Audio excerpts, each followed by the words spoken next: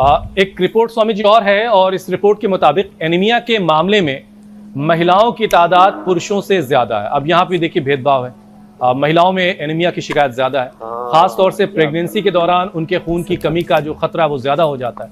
तो ऐसे में महिलाओं को, देश की आधी आबादी को अपना क्या खास ख्याल रखने की जरूरत है, उनको अपने डेली रूटीन में क्या क्या बदलाव करना चाहिए? दुनिया की आधी आबादी, करीब पूरी दुनिया में 450 करोड़ से ज़्यादा महिलाएं हैं, और प्रेगनेंसी के दौरान क्योंकि पेट में पल रहे बच्चे को भी खून से ही पोषण मिलता है, तो उसको डबल जो है उसका खर्चा हो जाता है। और वैसे भी लेडीज़ को तो हर महीने मंथली के अंदर इतनी ब्लीडिंग होती है, तो उनको तो ये अनार, गाजर, चुकंदर, व्हीट ग्रास, एलोवेरा, ये 5 चीज़ों का जूस और 5 खजूर, 5 मुनक्का, 5 अंजीर, मुनक्का, खजूर, अंजीर, ये रोज लेना चाहिए। कोई ना कोई एक हरी सब्जी, चौलाई है, पालक है, मेथी है, बथुआ है, अलग अलग समय अलग अलग शाक सब्जियां मिलती है, शाक सब्जियों का सेवन ज़्यादा करना चाहिए। मंडूकासन, योग मुद्रासन, पवन मुक्तासन, ये तो बहुत ही ज़बरदस्त है। अब इन बेटियों की तरह कोई कठिन आसन कर ले भाई, एडवांस योग, गर्भासन से लेकर के और अलग अलग आसन सब बेटियां कर रही हैं, सुप्त गर्भासन। तो ऐसे ये तो देखो, इन बेटियों को तो कोई कमी है नहीं, और इनको धूप में भी बैठाते हैं, इसलिए विटामिन डी की भी कमी नहीं है। मकई खिला देते हैं, B12 की कमी नहीं है। इनको मल्टीग्रेन्स खिला देते हैं, कैल्शियम की कमी नहीं है। इनको बीच बीच में गाजर का जूस भी पिला देते हैं, और वो फ्लैक्सीड और तिल कूट के खिला देते हैं, तो इनको कोलेजन की भी कमी नहीं है।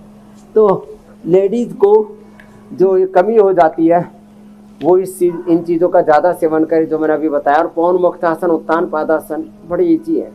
ये कठिन योग, ये एडवांस योग तो थोड़ा सबके लिए कठिन हो जाएगा। ये तो सरल सरल योग तो सभी कर लें। देखो, हलासन करने से भी पेट एकदम फंस, देखो हम कितना खाते हैं, खाया पिया हजम भी तो होना चाहिए ना। खाते हैं वह महत्वपूर्ण है, कितना पचाते हैं। तो जो खाएंगे उसका यदि पाचन अच्छा हो गया ना, पाचन अच्छा होने से फिर खून की कमी नहीं रहेगी। और माताएं बहनें जो बासी बहुत खा लेती है बचा हुआ, और कई बार चाय कॉफ़ी जो मेहमान आए बच गए उसको पी लेती है, उससे भी उनका पाचन तंत्र गड़बड़ होता है। इन चीज़ों से भी माताओं को बचना चाहिए। बड़ी वाली बेटी ने अगर दूध रोटी छोड़ दी तो थोड़ा सा दूध रोटी टिका लेती हूँ, छोटी वाली ने ओट्स छोड़ दिया तो ओट्स टिका लेती हूँ। हालांकि अच्छी बात यह है कि ये सारे हल्के खाने होते हैं, इसे मैं निपटाती चलती हूँ। चाय कॉफ़ी नहीं पीते हो, बासी भोजन नहीं करते, वो तो बच्चों का झूठा नहीं होता है, वो ठीक है, वो खा लिया।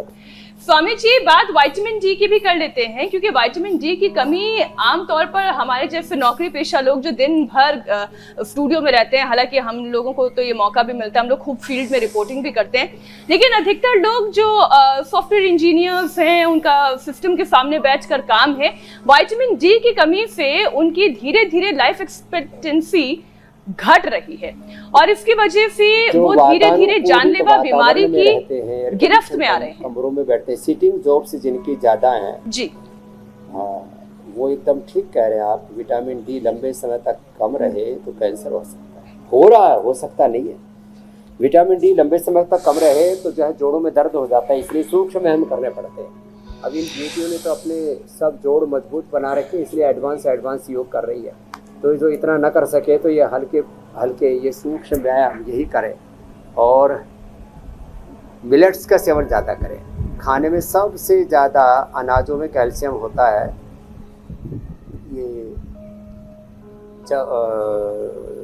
इसमें सिंघाड़े में, चौलाई में, जवार में, ये हमारे यहाँ पर जवार, बाजरा, रागी आदि पहले गरीब लोग खाया करते थे, एकदम मजबूत रहा करते थे, अमीर लोग बीमार रहते थे, हॉस्पिटलों में जाना पड़ता था। तो ये जो है वापस मिलेट्स के ऊपर आना पड़ेगा। और दूध दही में सबसे ज़्यादा कैल्शियम होता है, और उससे विटामिन डी भी अंकुरित में सबसे ज़्यादा होता है।